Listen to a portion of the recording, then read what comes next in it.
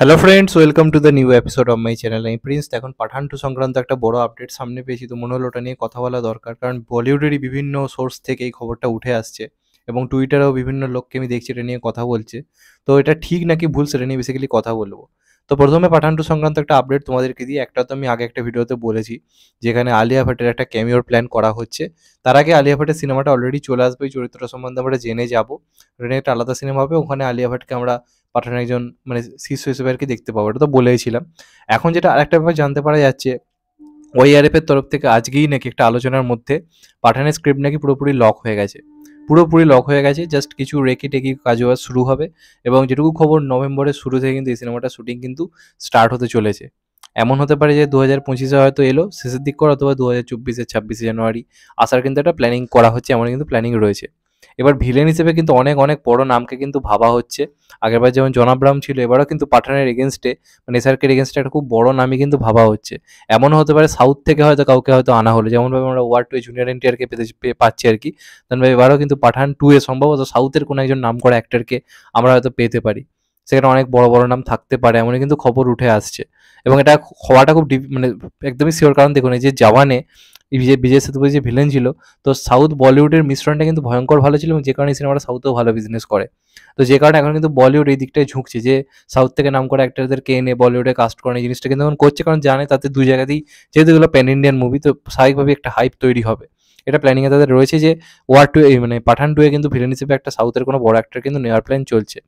এবার স্ক্রিপ্ট এখন ফাইনাল হয়ে গেলেও এই সিনেমার ডাইরেক্টর নিয়ে কিন্তু একটা বড় চমক থাকতে পারে, এবং এটাই হচ্ছে হতাশাজনক। কারণ কি, যেটুকু জানা যাচ্ছে এখন অবধি, যে মানে ওয়াইআরএফ এর পক্ষ থেকে বা আদিত্য চোপড়ার পক্ষ থেকে এমন নাকি প্ল্যানিং রয়েছে, এই সিনেমাটা সিদ্ধান্ত আনন্দকে দিয়ে ডাইরেক্ট করানো হবে না। আপনারা একদম ঠিক শুনছেন, যেহেতু তার ফাইটার সেই সাকসেসটা আনতে পারেনি যেটা ডিজার্ভ করে। তো তেমনভাবে একটা প্রশ্ন উঠে আসছে যে সিদ্ধান্ত আনন্দি পাঠান 2 ডাইরেক্ট করবে কিনা। এখন অব্দি এটা খবর কিন্তু, যেমনভাবে আমরা টাইগারের ক্ষেত্রে 3টে আলাদা আলাদা পরিচালক দেখেছি। টাইগার 1 একজন পরিচালক, টাইগার 2 একটা পরিচালক, টাইগার 3 আর একটা পরিচালক। তেমনভাবে ওয়ারের ক্ষেত্রেও ওয়ার 1 একজন অন্য পরিচালক করেছে, সিদ্ধানন্দ করেছে। ওয়ার 2 সেখানে করেছে হচ্ছে আমাদের করছে আর কি, অয়ন মুখার্জি করছে।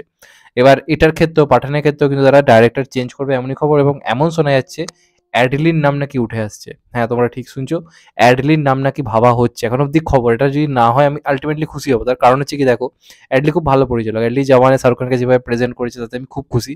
এবার একটা মানুষ একটা জিনিসে সাকসেস পেয়েছে বলে সব জিনিসটা কিন্তু তার জন্য নয়। পাঠান যে টাইপের সিনেমা বা স্পাই ইউনিভার্স যে ধরনের সিনেমা, তাতে এই মুহূর্তে সব থেকে বেস্ট ডাইরেক্টর আমি মনে করি সিদ্ধার্থ আনন্দ। আজকে ফাইটার হতে পারে সেই বিজনেস হয়তো করতে পারেনি, কিন্তু ফাইটার টাইগার 3 এর থেকে তো ফার বেটার সিনেমা ছিল ডাইরেকশনের দিক থেকে, হিরোকে প্রেজেন্ট করার দিক থেকে। তো সিদ্ধার্থ আনন্দ না জানে যে হিরোকে কিভাবে প্রেজেন্ট করতে। একটা সিনেমা সাকসেস পাইনি বলে পরের সিনেমা থেকে আমরা ডাইরেক্টর চেঞ্জ করে দেবো, এই জিনিসটা আমার একদম ভালো লাগে না। যেমনভাবে টাইগারে প্রথম যখন টাইগার এসেছিল, কবির খানকে সরিয়ে দিয়ে পরবর্তীকালে আলী আব্বাস জাফর করলো, যদিও আলী আব্বাস জাফর ভালো করেছিল, কিন্তু তারপর দেখুন 3 নম্বরটা জায়গায় কর্নার থেকে সালমান খানকে পেয়েও ওই রকম একটা স্ক্রিপ্ট পেয়েও কি কাজে লাগাতে পারলো না। এবার অ্যাডলি ভালো পড়েছিল, কিন্তু অ্যাডলি যে ধরনের সিনেমাগুলো বানায় সেটা অন্য ধরনের মেন স্ট্রিম কমার্শিয়াল কাজ। স্পাই ইউনিভার্স যে ব্যাপারটা, সেখানে একটা হলিউড ফিলও রয়েছে। তো সেটা কতটা অ্যাডলি আই থিঙ্ক করতে পারবে সেটা নিয়ে আমার যথেষ্ট ডাউট রয়েছে। এমন নয় যে অ্যাডলিকে আমি খারাপ পরিচালক বলছি। সিদ্ধার্থ আনন্দ আই থিঙ্ক কিন্তু আমার মনে হয় বেস্ট চয়েস ছিল। তো এখন অব্দি এটা প্ল্যানিং সিদ্ধার্থ আনন্দকে নাকি এবার ডাইরেক্ট করতে দেওয়া হচ্ছে না, এবং সিদ্ধার্থ আনন্দ মানে এখন অন্য কোনো সিনেমা প্ল্যানিং করছে এমনই কিন্তু খবর রয়েছে।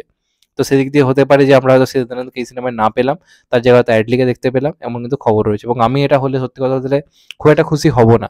কারণ দেখো, পাঠান আমি বলছি না যে বিরাট আহামরি কিছু সিনেমা ছিল, কিন্তু শাহরুখ খানকে কিভাবে প্রেজেন্ট করেছিল জাস্ট আনবিলিভেবল। এবং ওটাতে কিন্তু ক্যামিওটাও খুব ভালো ছিল, সালমানের যে ক্যামিওটাও এফেক্টিভ ছিল। তো সেক্ষেত্রে তারা এরকম একটা সিদ্ধান্ত নিচে হতে পারে। অ্যাডলি এখন অনেক বেশি পরিচিত নাম, অ্যাডলি থাকলেই একটা হাই ক্রিয়েট হচ্ছে, সেটার কারণে হয়তো তারা ভাবছে। তো এটা ফাইনালি কি হয় সেটা একটা দেখার ব্যাপার থাকবে। আমি এটা নিয়ে মানে কি বলবো এই মুহূর্তে কিছু বলা মুশকিল, তবে আই থিঙ্ক সিদ্ধান্ত আনন্দ আমার মনে হয় বেস্ট চয়েস ছিল, কারণ পাঠান জিনিসটা সম্পর্কে না ও আরো বেশি জানে। এবার ওরকম একটা জায়গাতে যখন অন্য কাউকে দিয়ে করানো হয়, সেই হাইপটা বা সেই ম্যাজিকটা ক্রিয়েট আই থিঙ্ক হয়ে ওঠে না, এটা আমার মনে হয়। যেমন আপনারা যদি দেখেন হেরাফেরির থেকে ফিরেরাফেরি কি বেটার সিনেমা? ফিরেরাফেরিতে আপনার হাসি পাবে, কিন্তু হেরাফেরিতে কিন্তু ওই তিনজনের ইমোশনটা আরো বেটার ছিল। ফিরেরাফেরিও ভালো ছিল, দুটোই সেরা। কিন্তু প্রিয়দর্শন যে ম্যাজিকটা ক্রিয়েট করতে পেরেছিল, সেটা কিন্তু ফিরেরাফেরির ডাইরেক্টর সেই ম্যাজিকটা কিন্তু আমার মনে হয় না ক্রিয়েট করতে পেরেছিল বলে। যে কারণে এখনো অব্দি হেরাফেরি ফিরেরাফেরির মধ্যে হেরাফেরিকে কার্ড ধরা হয়, ফিরেরাফেরিকে কিন্তু কার্ড ধরা হয় না। ভুল ভুলে 1-2 এর মধ্যে 2টা কি সেই লেভেল ম্যাচ করতে পেরেছে? হয়তো প্রিয়দর্শন করলে হয়তো সেই লেভেলের হয়তো হতো। তো এইগুলো কিন্তু ফ্যাক্টর থাকে। একটা লোক যেভাবে জিনিসটা এতদিন ধরে বানিয়েছে, তার জায়গায় যদি হঠাৎ করে অন্য কাউকে বলে না তুমি এটা করে দাও, আই থিঙ্ক ওটা একটা ভুল হবে। আমার ব্যক্তিগতভাবে মনে হয়। এছাড়া দীপিকা এই সিনেমায় থাকবে কিনা সেগুলো এখন অব্দি জানা যাচ্ছে না, সেগুলো আলাদা ব্যাপার। তবে স্ক্রিপ্ট ফাইনাল হয়েছে, এসআরকেরও স্ক্রিপ্ট পছন্দ হয়েছে এবং তার আগে সম্ভবত এসআরকে আর একটা সিনেমা শুটিং করবে নভেম্বর। যেহেতু দেখুন, চাইলে এসআরকে এখন এটা শুটিং শুরু করে দিতে পারতো, কেন করছে না বলুন তো? কারণ নভেম্বরের আগে অব্দি এসআরকে অন্য একটা সিনেমার কিন্তু শ্যুট করবে। 2026-এ কিন্তু, মানে 2025-এ কিন্তু এসআরকে অনেকগুলো সিনেমা আসার কিন্তু প্ল্যানিং রয়েছে। পাঠান 2 আস্তে আস্তে 2026 হয়ে যাবে, 2024-এ কিছু নেই, 2024-এ আগে শুধু শুটিং করবে। 2025-26 থেকে এসআরকে আবার এরাটা স্টার্ট হতে চলেছে। তো দেখা যাক ফাইনালি কি হয়। তোমাদের এই সিদ্ধান্তটা নিয়ে কি মতামত অবশ্যই কমেন্ট করে জানাও। তোমরা কি চাও, সিদ্ধান্ত আনন্দ করুক নাকি অ্যাডলি করুক? অবশ্যই কিন্তু কমেন্ট করে জানাও। আমি তো চাই সিদ্ধান্ত আনন্দই করুক। অ্যাডলি ঠিক আছে, অন্য সিনেমার জন্য ঠিক আছে, পাঠান 2 আই থিঙ্ক সিদ্ধান্ত আনন্দই বেস্ট হবে। এই সিদ্ধান্ত আনন্দের পর আমাকে বলো কোনো নাম বাছতে, তাহলে আমি আলী আব্বাস জাফরের নাম বলবো, কারণ ওই লোকটা এই ধরনের সিনেমা না ভালো ডাইরেক্ট করতে জানে। তো এটা আমার মতামত, অনেকে একমত হবে, অনেকে হয়তো একমত হবে না। তবে এটা একটা ভয়ঙ্কর বিজনেস করবে, কারণ পাঠান 2 সবে হচ্ছে এরকম খবর এসছে, অথচ আপনার টুইটার খুলে দেখুন পাঠান 2 অলরেডি ট্রেন্ডিংয়ে চলে এসছে। তো এটা এলে একটা ভয়ঙ্কর বিজনেস করবে, এই নিয়ে কোনো ডাউট নেই।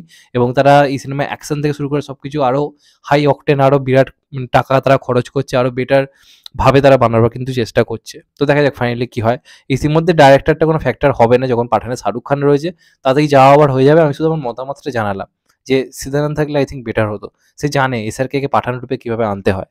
তোমাদের এটা নিয়ে কি বক্তব্য অবশ্যই কমেন্ট করে জানাও। চ্যানেলটা নতুন হলে চ্যানেলটাকে সাবস্ক্রাইব করে দিও and get the bell icon. ভালো থেকো সবাই, টেক কেয়ার, নমস্কার। আবার দেখা হবে এখন তো ভাই, সবাই ভালো থেকো, সুস্থ থেকো, নমস্কার, টেক কেয়ার, আবার দেখা হবে।